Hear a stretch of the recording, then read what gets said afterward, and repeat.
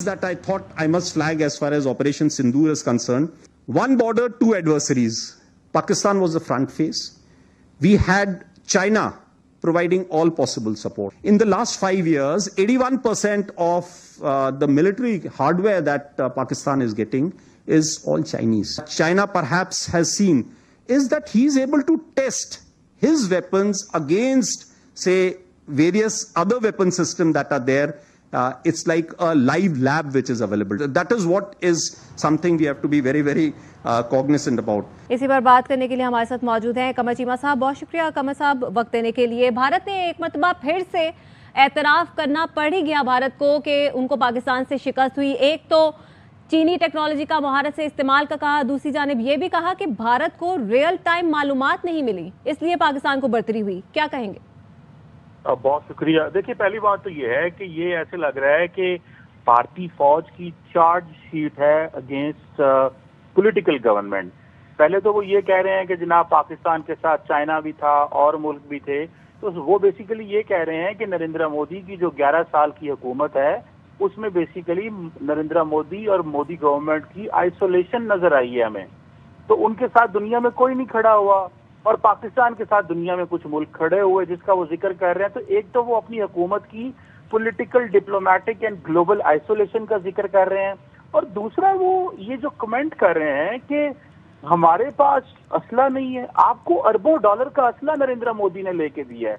देखिए, 20 अरब डॉलर का असला तो सिर्फ इन्होंने अमेरिका से लिया है पिछले कुछ सालों में, तो फ्रांस से इन्होंने जेट्स लिए हैं, इसराइल से जेट्स लिए हैं, पूरे वेस्टर्न वर्ल्ड से इन्होंने जेट्स लिए हैं, मिलिट्री हार्डवेयर लिया है। और आपको पता है कि इंडिया जो है वो सिपरी रिपोर्ट के मुताबिक पिछले 10 साल से दुनिया का सबसे बड़ा आर्म्स इंपोर्टर रहा है।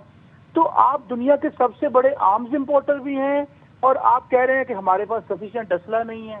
आप ये भी कह रहे हैं कि दुनिया के जो डिप्लोमेटिकली दुनिया में इंडिया आइसोलेट है, हमारे साथ कोई नहीं खड़ा हुआ। आपको मिलिट्री हार्डवेयर लेके देते हैं, आप लड़ नहीं सकते।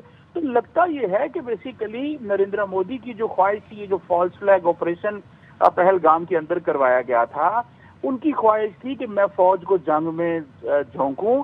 फौज बेसिकली जंग लड़ने के लिए तैयार नहीं थी। फौज इसीलिए कभी एयर चीफ कहते हैं कि हमारे पास मिलिट्री हार्डवेयर मौजूद नहीं है। अरबों डॉलर का आपको देखें, जिस मुल्क का 78 बिलियन डॉलर का डिफेंस बजट हो, जो मुल्क 10 साल से ज्यादा दुनिया का सबसे बड़ा आर्म्स इंपोर्टर हो, और ये मैं नहीं कह रहा, ये ग्लोबल थिंक टैंक्स की रिपोर्ट, सिपरी की रिपोर्ट ये कहती है।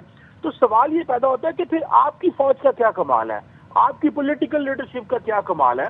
तो लगता यह है कि ये पाकिस्तान के हवाले से अब वो, आप देखिए नरेंद्र मोदी साहब क्यों कहते हैं कि ऑपरेशन सिंदूर जारी है, वो इसीलिए कहते हैं कि अवाम को क्या बताएं कि हमने क्या किया है।